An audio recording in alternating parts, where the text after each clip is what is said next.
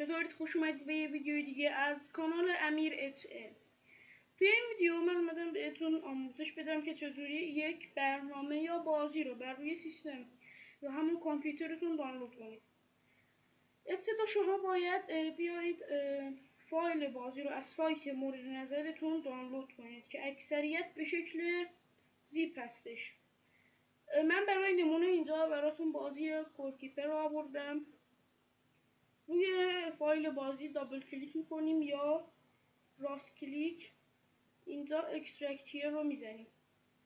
بعدش اینجا از ما یک پسورد میخواد. پسورد رو باید کجا بیاریم؟ پسورد هر سایت که اون فایل رو به شکل زیپ در آورده توی همون سایت هستش. پس میری وارد سایتی که از اونجا دانلود کردید، مثلا اینجا سایت یاس دانلوده، رمزش رو کپی میکنید، بعد میاد اینجا پیست میکنید، اوکی رو میزنید، منتظر میشید که بازی نصب بشه. خب همینطور که مشاهده میکنید این پنجره برای من باز شده. روی این دابل کلیک میکنم، منتظر میشم تا زبان بازی رو انتخاب میکنم، بعد اوکی رو میزنم. اینجا اول باید دکمه اینستال بزنید، یس رو میزنید، تیکش رو فعال میکنید. بعد اینجا بکنم محل دانلود بازی رو، خب مثلا من میخوام روی درایو دیم بیاد، سیو است،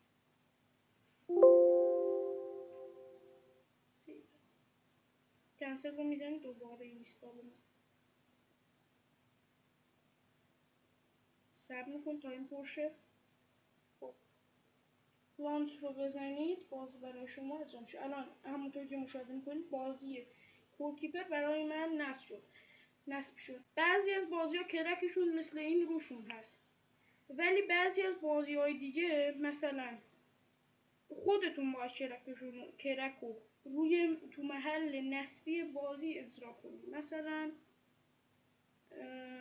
ایج آف امپایر که من یه سایت دانلود کرده بودم، نسخه کرکش هم خودش گذاشته بود، باید بازی رو دانلود میکرد. بعد از اینکه بازی رو دانلود کردید توی محل یا همون گوشه‌ای که بازی حافظش اونجا هست،